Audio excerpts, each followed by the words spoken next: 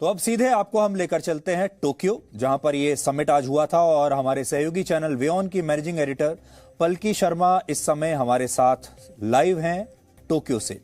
पलकी, सबसे पहले तो आप हमें ये बताइए कि क्वाड में जो आज की बैठक हुई, आज का पूरा दिन अगर आपको सम अप करना हो, क्या क्या हुआ आज? पूरा दिन सम अप करने क्वाड के लिए मैं 4 खास बातें बता सकती हूँ आपको। सबसे पहला जो पॉइंट ऑफ फोकस था वो चीन था, और हर बार की तरह चीन के लिए काफ़ी मैसेजेस थे, पर उनका नाम, देश का नाम या नेता का नाम नहीं लिया गया।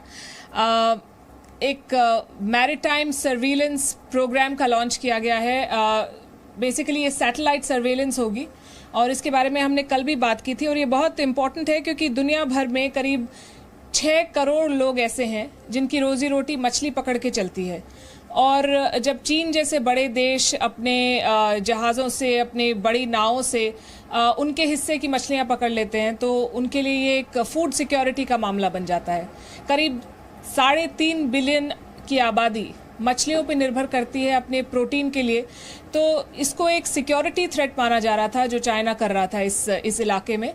और ये जो सिक्योरिटी इनिशिएटिव लॉन्च किया गया है क्वाड का, ये डायरेक्टली चाइना को टारगेट करता है और बाकी सभी देशों को, सिर्फ इस इलाके में नहीं बल्कि वेस्ट अफ्रीका में भी, और बहुत आगे तक इंडो पैसिफिक रीजन में भी बहुत सारे ऐसे देश हैं जिन्होंने चाइना के खिलाफ, अर्जेंटीना, मेक्सिको तक के देशों ने चाइना के खिलाफ आवाज़ उठाई है, तो उन सबको इससे फ़ायदा होगा।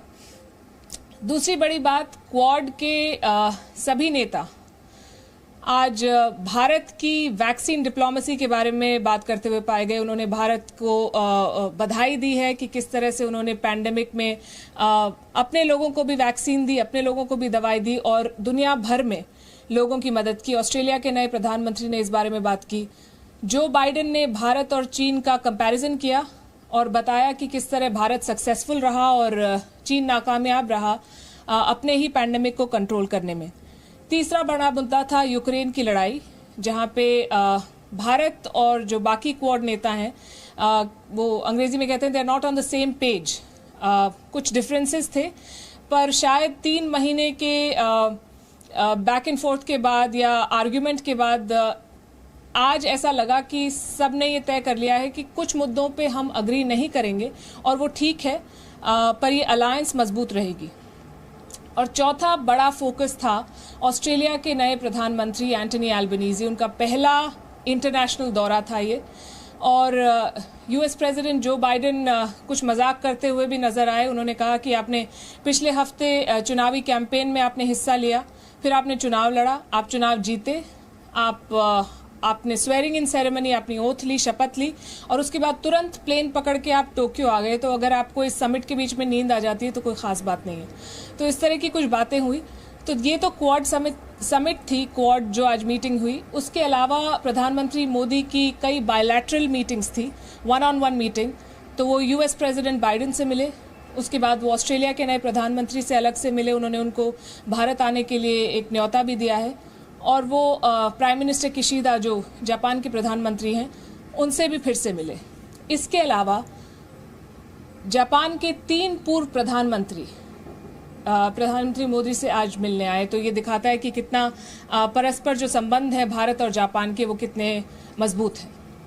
जी पलकी, जैसा भी आपने बताया कि वैक्सीन को लेकर और कोविड में भारत की भूमिका को लेकर आज काफी तारीफ हुई है, और कोविड में भारत की भूमिका की तारीफ का मतलब है प्रधानमंत्री मोदी की जो उन्होंने रणनीति बनाई थी उसकी तारीफ होना। और आज ये भी कहा जा रहा है कि प्रधानमंत्री मोदी आज जिस भूमिका में वहां पर नजर आ रहे थे, वो इस पूरे क्वाड में अब सबसे सीनियर लीडर हैं, और वो अब नजर भी आता है, वो दिखाई भी देता है, क्योंकि जो बाकी के 3 लीडर्स हैं इस समय वहां, वो काफी अनुभव के मामले में इनसे पीछे हैं।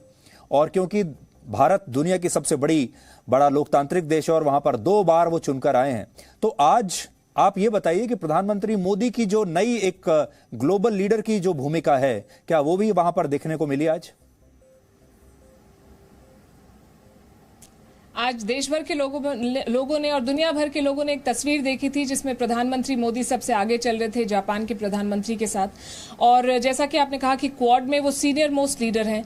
आपने अपने दर्शकों को क्वाड का इतिहास अभी बताया था। 2004 के अंत में जब सुनामी आई थी तब क्वाड का गठन हुआ था, पर as an alliance Shinzo Abe के प्रयास के बाद 2006-07 में क्वाड एक प्रॉपर अलायंस की तरह उभरा। पर अगर हम 2004 के अंत से भी गिनते हैं तो क्वाड 17 साल पुरानी एक अलायंस है, एक संगठन है। और पिछले 8 साल से, यानी कि क्वाड की लाइफ टाइम के करीब आधे समय प्रधानमंत्री मोदी भारत के प्रधानमंत्री रहे हैं। तो उन्होंने क्वाड को पनपते हुए देखा है, उसमें जो ब्रेक्स आए वो भी देखे, उसका जो रिवाइवल हुआ वो भी देखा है। जो बाइडेन 2 साल पहले ही 1.5 साल पहले प्रधानमंत्री बने हैं। ऑस्ट्रेलिया के प्रधानमंत्री तो 2 दिन पहले ही उन्होंने शपथ ली है। और जो किशिडा हैं जापान में, वो अभी भी कुछ ही महीने पुराने हैं और ऐसा कहा जाता है कि शिंजो आबे की परछाई से अभी आगे बाहर निकल रहे हैं। यहाँ की लोकल प्रेस की कमेंट्री अगर आप देखें तो वो कहते हैं कि प्रधानमंत्री मोदी जितना जो कमांड है डोमेस्टिक इश्यूज पे और पॉलिटिक्स पे, वो दूसरे लोगों का नहीं है। आगे चल के इस साल में अमेरिका में मिड टर्म इलेक्शंस होंगे और जो बाइडेन जो प्रेसिडेंट हैं उनकी पार्टी की हालत बहुत अच्छी नहीं है, पर प्रधानमंत्री मोदी ने अपना वर्चस्व कायम किया हुआ है भारत में और ऑपोजिशन ना के बराबर है उनके सामने। तो यहाँ भी लोग देखते हैं कि उनके पास जो डोमेस्टिक पॉलिटिकल सपोर्ट है उससे वो एक बहुत ताकतवर नेता बन जाते हैं।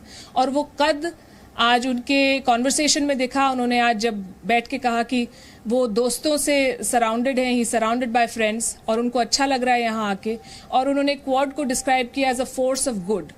सो with some authority he could sit and say that Quad का जो स्कोप है वो बड़ा है, क्वाड का इम्पैक्ट जो है वो भी बड़ा है। तो उनकी बातचीत में, उनके जो इंटरैक्शंस थे उसमें ये सीनियरिटी साफ दिखाई दी। जी, बल्कि अब मैं विषय से थोड़ा अलग सवाल आपसे पूछ रहा हूं, क्योंकि आज आपकी 1-2 रिपोर्ट्स हैं जो अभी हम आगे अपने दर्शकों को दिखाने वाले हैं। और वो रिपोर्ट्स ये बताती हैं कि जापान जैसे देश में जहां पैसा भी है, टेक्नोलॉजी भी है, बड़ी बड़ी कंक्रीट की इमारतें भी हैं, लेकिन वहां पर इमोशंस कहीं खोते जा रहे हैं। और कैसे जापान में अब अकेलापन है। जापान के जो लोग हैं वो बिल्कुल अकेले हैं, उनके पास एक दूसरे से बात करने का समय नहीं है। उसके बारे में आप हमें बताइए, क्योंकि आप टोक्यो में हैं, आप ऐसी जगहों पर गई हैं, आपका अपना अनुभव और आपने जो जानकारी इकट्ठा की है जापान में बढ़ते अकेलेपन को लेकर, वहां के समाज को लेकर, वो हमारे दर्शकों को बताइए और फिर हम बाद में आपकी रिपोर्ट भी उनको दिखाएंगे।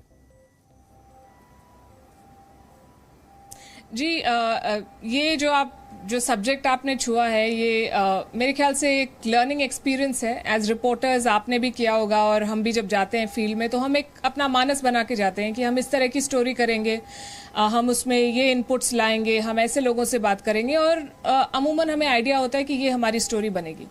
तो इसी तरह कुछ हम भी सोच के गए थे कि जापान में रोबोट्स के ऊपर हम एक स्टोरी करते हैं कि किस तरह रोबोट्स को अलग अलग फॉर्म्स में यूज किया जाता है, पुलिसिंग में यूज किया जाता है, वेटर्स भी हैं रोबोट्स, तो थेरेपी रोबोट्स भी हैं जो लोगों की मदद करते हैं बीमारी में और अन्य समस्याओं में। तो इस विचार के साथ हम एक नर्सिंग होम में गए, पर जब हम वहाँ गए तो हमने कुछ और ही देखा। हमने देखा कि लोग हैं, बहुत बूढ़े लोग हैं, और वो रोबोट्स के साथ खेल रहे हैं, रोबोट्स के एक्शंस को देख के हंस रहे हैं, जैसे कि वो एक्चुअल ह्यूमन बीइंग्स हों। जैसे आप देखते हैं गांव में या घरों में ग्रैंड पेरेंट्स अपने बच्चों के साथ खेलते हैं, उस तरह से वो रोबोट्स के साथ पेश आ रहे थे। And it was a very heart breaking sight, क्योंकि ये लोग अकेले थे और इनके पास कोई ह्यूमन टच नहीं है, लोग नहीं हैं इनके आसपास। तो जो लोनलीनेस है वो एक तरह से पैंडेमिक है जापान में। आपको ये भी पता होगा कि जापान की सुइसाइड रेट दुनिया की सबसे ज़्यादा सबसे वर्स्ट रेट्स में से है। यानी कि यहाँ बहुत सारे लोग हैं, जवान भी और बूढ़े भी, जो आत्महत्या करते हैं, और वो इसलिए करते हैं क्योंकि वो अकेलेपन का शिकार होते हैं। कुछ समय पहले एक रिपोर्ट आई थी जापान से कि एक वृद्ध महिला को पुलिस ने दुकान में कुछ उठाते हुए पकड़ा, और जब उनसे पूछताछ हुई तो उन्होंने कहा कि मैंने कई दिनों से किसी से बात नहीं की और मैं चाहती थी कि कोई मेरे पास आए और मुझे कुछ पूछे, इसलिए मैंने जान के दुकान में से सामान उठाया बिना पैसे दिए। तो जब ये क्राइसिस बन गया है लोनलीनेस यहाँ पे, और जब हम उस नर्सिंग होम में गए और हमने देखा कि कैसे वो लोग अकेले हैं और मशीन पे निर्भर हैं एक इमोशनल सस्टेनेंस के लिए, तो वो एक बहुत ही मार्मिक दृश्य था। जी Palki, thank you so much for this entire update. आपका बहुत बहुत शुक्रिया। Presenting B News app, available on Google Play and App Store. Download it now.